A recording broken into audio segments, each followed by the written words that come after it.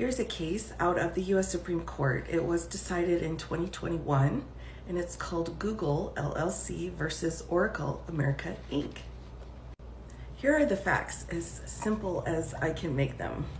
Google had implemented an Android operating system, so an Android OS, and they wrote their own programming language, but they based that off of Java, which was owned by Oracle.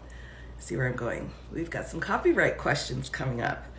In order to make the developers able to write their own programs for Android OS, Google went ahead and used the same names, organization, and functionality as Java's application programming interfaces, APIs. All right, so Google wanted to develop a program, and they used another program that was copyrighted in order to do that. So Oracle sued Google, saying, this is a copyright infringement. This is our data, and you're taking it, and you're using it for a profit.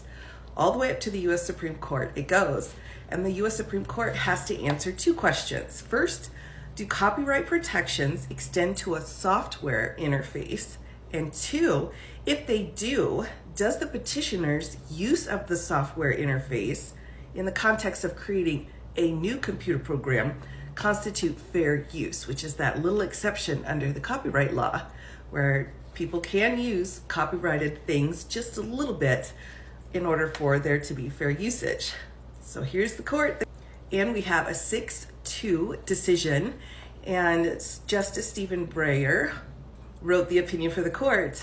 He said, assuming that any software interface may be subject to copyright, so there's the assumption on the copyright protections, Google's limited copying of the Java as the application programming interface constituted a fair use of that material under copyright law.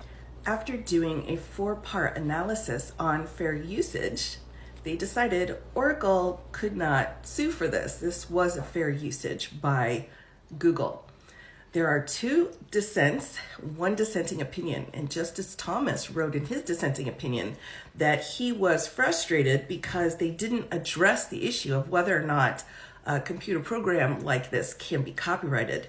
That issue was tabled. The only question here was whether Google could use a little bit of it in order to make a huge profit.